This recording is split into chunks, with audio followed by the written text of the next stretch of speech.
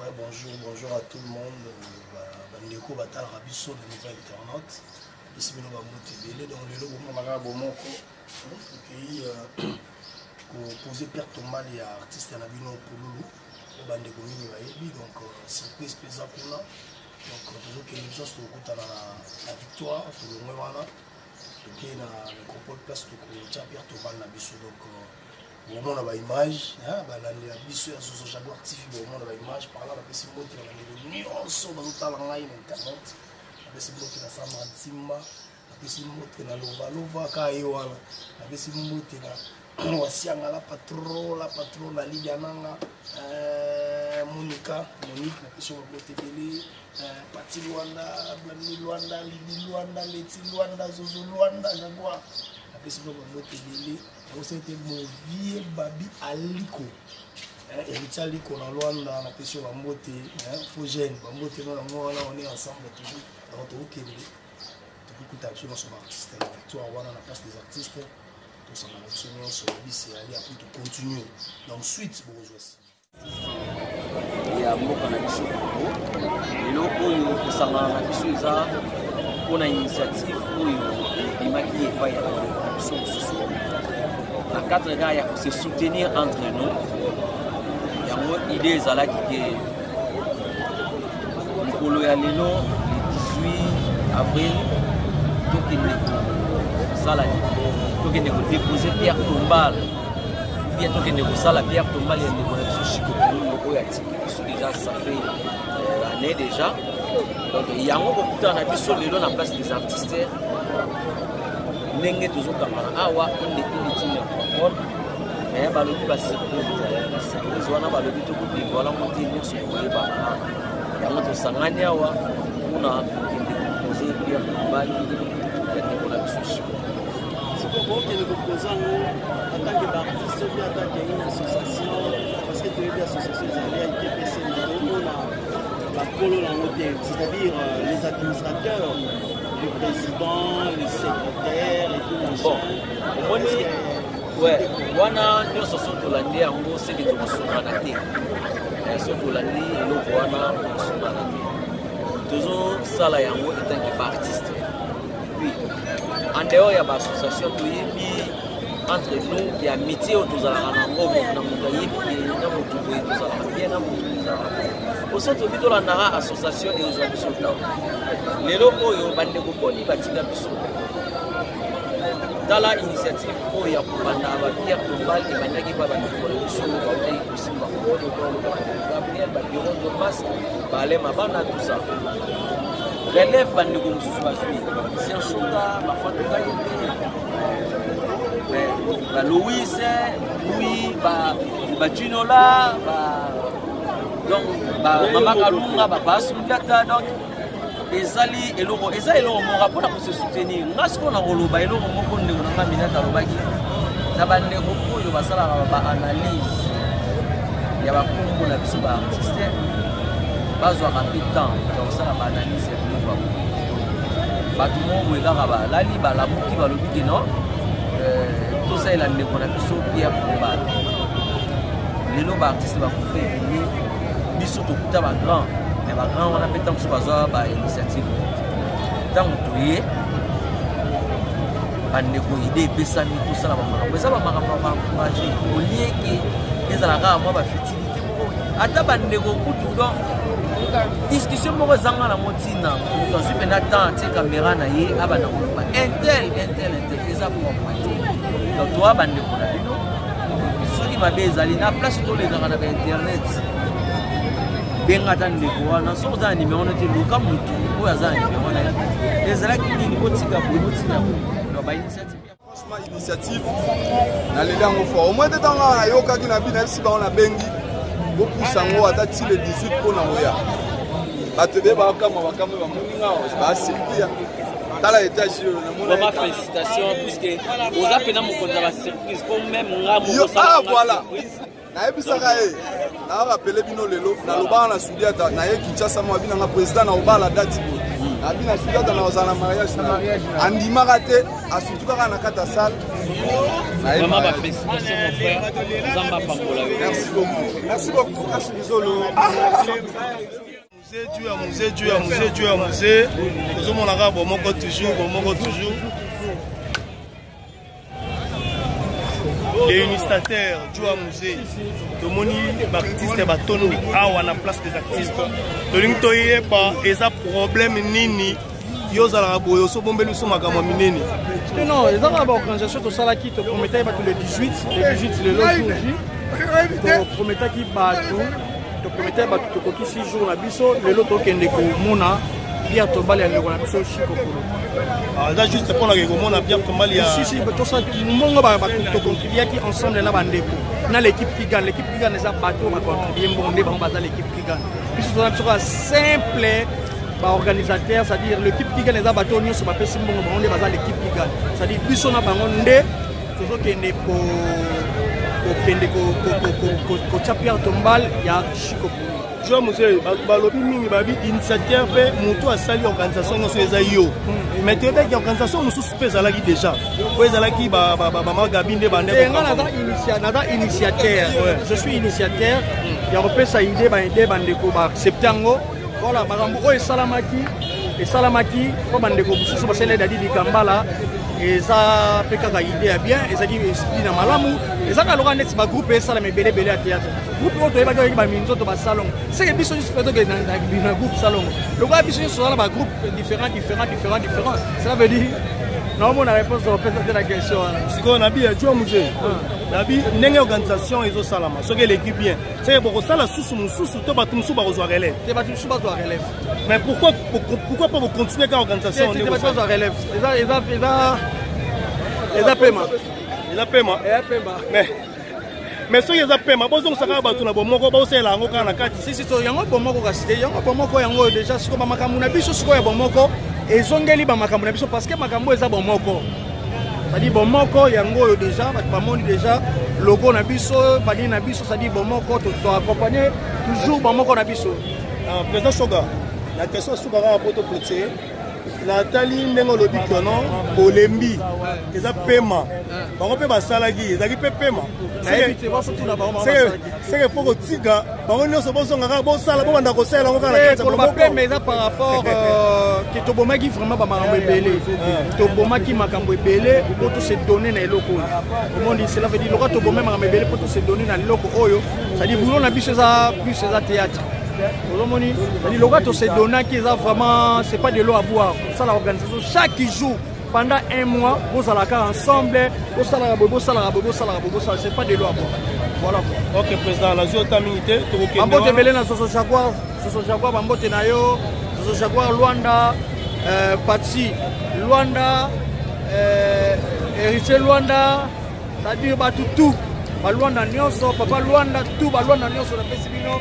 Bambote belé la cadet Sundi du 21e siècle. Venanga Bobo Richard Bokokoli, Anani Kodia, Sandra Di Santo, c'est-à-dire Venanga Doudou Makangila, Nono Makangila, le temps présent. Venanga Freddy Bekoko, frère monsieur le maire en Irlande, c'est-à-dire Bambote na bato nyonso bazola na biso. Surprise ezali kuna na cimetière, surprise ezali ba spectacle au sala makuna, surprise ezali. Na monde bokola msabato. Ah donc il va y avoir kuna makasi na cimetière surtout ba comédien bazo des familles so photo yo futa ba nyongo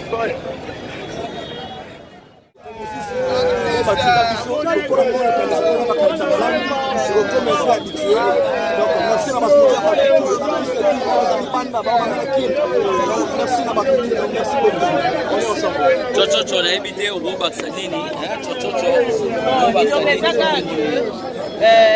likanisi ezalaki malamu ya kelelo basala ya global ya Chico enfin et se réaliser vraiment aza oyo moko na biso azalaki cher makasi donc azalaki vraiment cher mais na ndenge likanisi yango eosalama lelo nde mpenza tozosilisa fin corps nango donc c'est ça artiste toyebi te soki eza événement nini po tomoni baartiste ebele batondi awa na yebi te champagne elo nini eza lelo mama na événement babi tozosala Pierre Tombal ya président Chico Pouloulou monstre paix à son âme notre papa notre vieux akinatika biso yango baartiste comédien tout basangani lelo pour comment on dit, parce que les pierres tombales. Mais quand les pierres tombales, il y a beaucoup de gens qui ont surpris. Surprise, le président Shoga, fondateur, Maman Fatou, le président Mayo, le président l'idée. Bon, c'est pour moi que non, ce qui s'est passé pour nous. Parce que les bébés vont diminuer les gens. Bon, ça la terre aussi matin. Parce que ça qui est présent dans l'équipe qui n'a pas la personne. Ça qui fait bien. Mais dans le somme, il y a un bon oyo. Bango bazaki nango. Dans le somme, il y a un bon oyo. Il y a pas un bon délai. Mais on va ça qui fait bien. Non, il fait bien. Parce que somme, il y a un bon on a besoin nango. Ils ont un pied dans haut de Zanango, mais de ça, c'est comme un peu de l'éducation des bébés. Voilà, banane, voilà, Gabriel. Eh, n'a pas pour la moutimoroté, n'a pas que non, oh, somme de Zanango. Parce que par des bébés, parce qu'on a la liste, la communauté personne a la liste, qui doit poser un bon, ma boya qui va ignorer. Ce qui est surprise, on peut surtout que tout le monde en peut le malonga. Eh, bah, toi, moi. Parce que, bah, tu vas dire que non, de ça, ma camou, il y a président Chico pour le monstre. Mais si on va comprendre, pour qu'il y ait un biseau, qu'on a un biseau, on va avoir trois surprises. Vous avez toujours branché sur la chaîne Abisso, donc voilà, pour comprendre les mamans de la presse, ok, c'est fait. Président, un mot pour la monnaie dans la place des artistes, tu évites sur les événements, président. Oui, merci beaucoup. C'est juste déjà association T, déjà et l'autre côté, déjà que les artistes l'initiative, il y a pour ça la Pierre Tombal, il y a l'un de nous. Et du coup, il y a un moment où on va les autres qui est nécropole pour la Pierre Tombal. Donc voilà notre. On va pas ça événement, monsieur Zalité. Nous avons surprise, tu veux voir la surprise. Surprise en Zani, on va tomber dans le cadre de la polémique. Surprise sur Nil. Comme la polémique, il faut que la polémique, soit polémique, nanani, banane. Il faut artiste. C'est-à-dire que si la polémique, il faut que la polémique, il y a des musiciens. Ok? Non, on est des artistes. Les musiciens ne sont pas artistes. Les artistes sont musiciens, les artistes sont comédiens. Et moi, je porte tous les deux en fait. Je suis musicien, je suis aussi artiste. Ceux qui n'ont pas la polémique, il faut que ça soit un musicien. Mais dans la polémique, il y a des artistes. Parce que, la compagnie de questions des locaux là, pour l'initiative des Samaki du Bosso. Voilà. Or, biso, Otosali Oyo, biso pe tozalaki na wana. Na oa liboso pe tozalaki, topesa pe ba contribution esalamaki. Donc tozala ba moko toujours. Bato yo basalaki yango, baza pe awa ba PCP. Contribuer pe. Toza bato moko, il y a rien de polémique. Surprise, l'appel a été. Surprise déjà surprise de faux, poser la réunion la surprise. Dans ce lot déjà sur surprise, je peux et mon année s'appelle surprise. Non, on est là, tu vas qu'à battre. Surprise. Mais moi je suis dans le comité. Non, il y a balanga pété surprise en moi so boulot aux alaki na moi on est tout sale. Et tu peux si merci na motonioso. Ou à côté qui du groupe on a une poche na sac de l'eau ou de près à contribuer afin que Makambo les cas bien.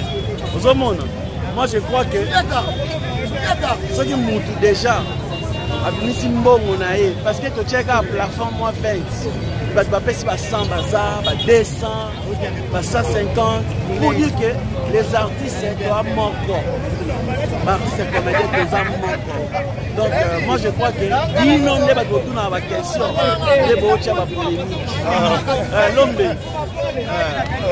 voilà ma salama de longue date quoi. Donc pour dire que vous comprenez ma solo n'est ça, ils ont ma polémique. Et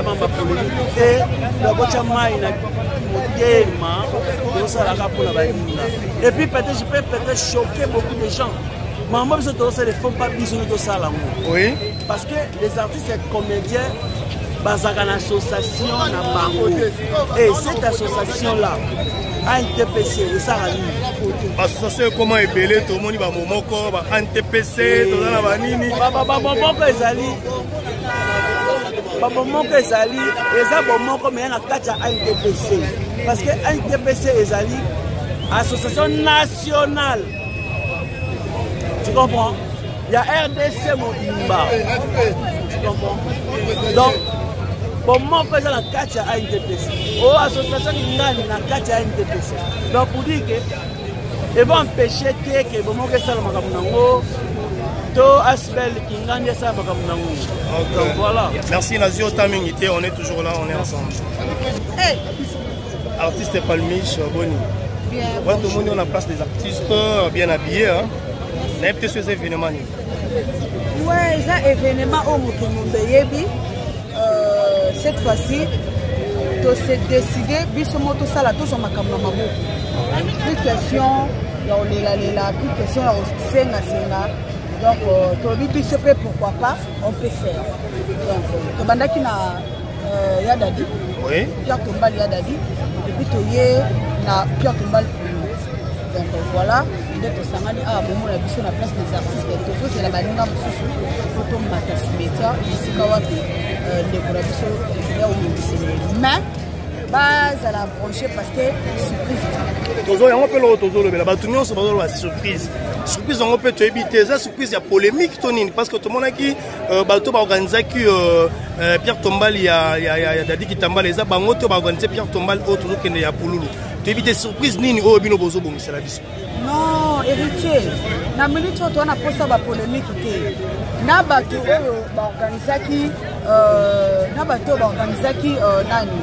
Pierre Tombal et Yadadi, non, bah on va organiser tous les artistes. Na bateau va participer. Les artistes va participer qui pas nani et pas Yadadi, de participer ah ouais. Donc il y a pas de polémique dans la famille. Surprise au Loba. Moi je suis au courant de ça, mais je ne peux pas dévoiler ça parce que c'est une surprise. Donc bon dans la carte à brancher, surprise c'est ça. Ok, merci beaucoup nos autres. Tantôt que ça nous photo mon surprise. Ah, tout le monde. Bonjour tonton Hervé. Bonjour Cardinal Luanda. Ouais, tout le monde on a place des artistes, tu évites Baptiste Belé, tu évites événement nini au bobo Belabiso Awa. En fait, journal de l'autre à Bissonio, c'est parce que le deux jours où tout ça qui décision est retenue ça la Pierre Tombal et on a Bisso Pouloulou. C'est ça tout ça qui rendez-vous lieu des rencontres à la place des artistes à Victoire Awa. Tout le monde Bissonio c'est tout ça. Malgré notre profiter tout ça donc déjà moi somme il y a Batundambu. Tous les bandits comme suspect baya bakoka pour que tous anjela biso surtout qui na nécropole tout qui ndeko ça la bande qu'on a biso tout comme si abango isika to tchaki ba on bala la pour du pont ezaki na mwa mbelenga minga mais que tout tchango propre et comme kitoko sope mutakei amikata un peu ko kwa liste na ndenge moya ya kimia mais nazomona événement ouais salama qui a liboso tant ba yenda ko tcha Pierre Tombal ya Dadi Kitambala na ya lelo nazomona différence mo ezali parce que y a liboso ya Dadi Kitambala ba organiser qui ngo des bateaux te ba organiser oyo tozo kende ya Pouloulou na ebité salama ki ndenge nini ko ba sala ki su groupe mususu ndo moni ba organisateur ba sala ki ba organiser oyo ya Pouloulou problème nini ko ya en fait différence ezali to la différence parce que bon jusqu'à présent non ba artiste ba kokité différence c'est bandi non pour na respect non ya heure il y a oyo Dadi en tout cas to pesa ki heure 7h on était tous là 7h. Donc, on a dit qu'on a vision sur 7h à partir à 8h, tout le monde déjà vision sur le nécropole. Mais il y a Pouloulou, quand la pêche vision R, la vision juste de respecter la vision R, tout comme la vision 7h.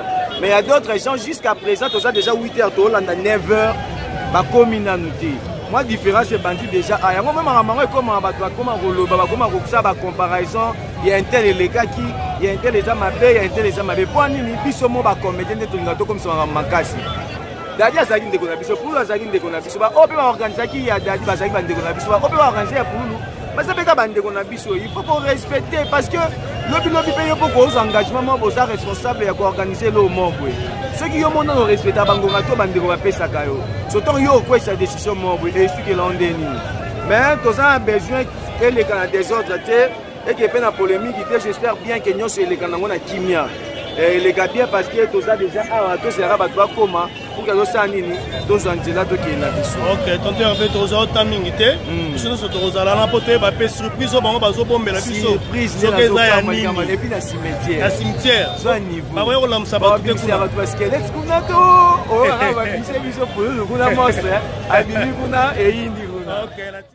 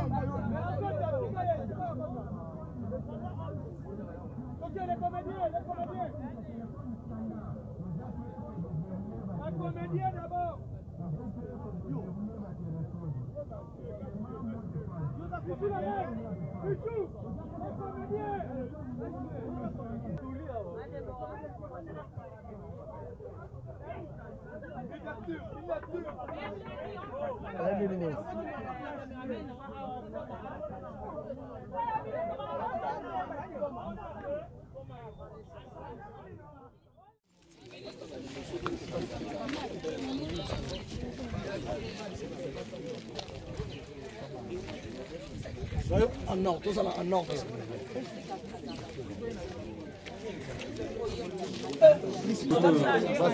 S'il vous plaît. Ouais, Bana.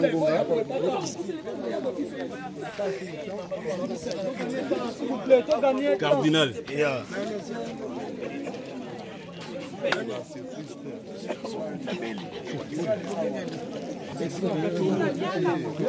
Dérangez s'il vous plaît.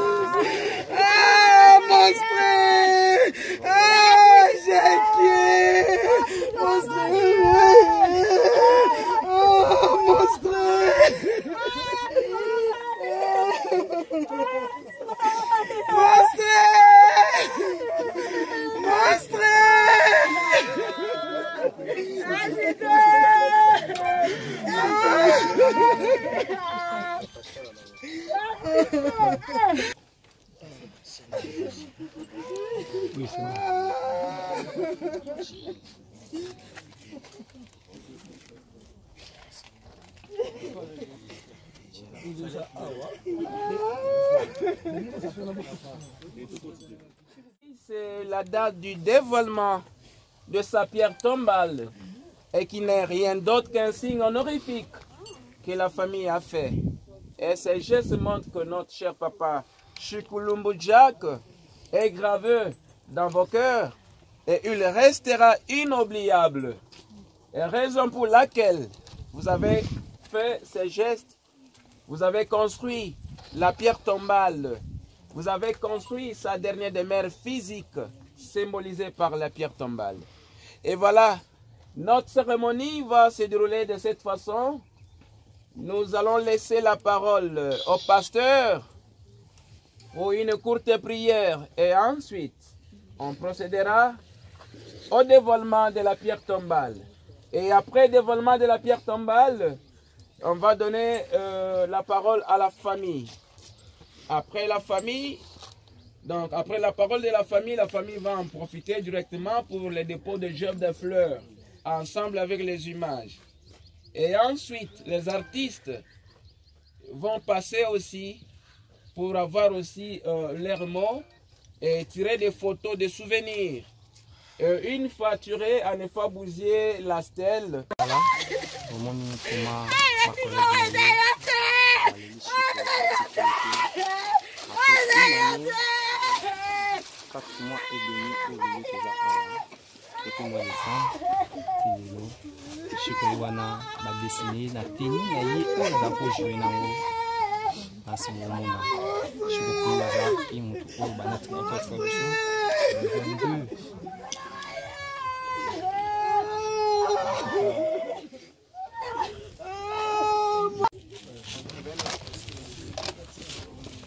Ils prennent que des photos de souvenirs. Hein?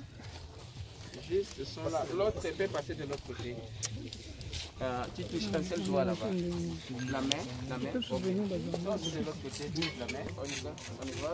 Les photographes.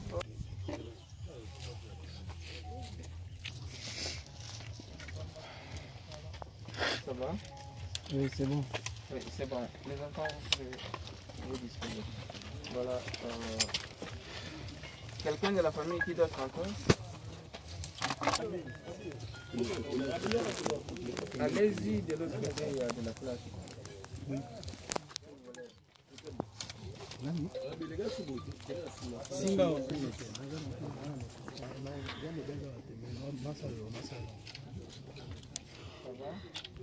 On va mettre la charge de fleurs à mon pour nous donner Chico pour la tika biso. Bah oui pour déposer en déjà le plus tôt possible pour gagner du temps. Bah on va mettre la charge de fleurs. So bah oui pour aider à déposer.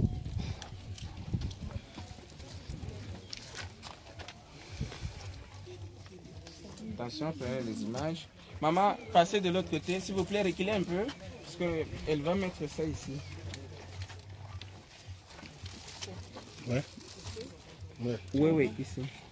Au milieu ici.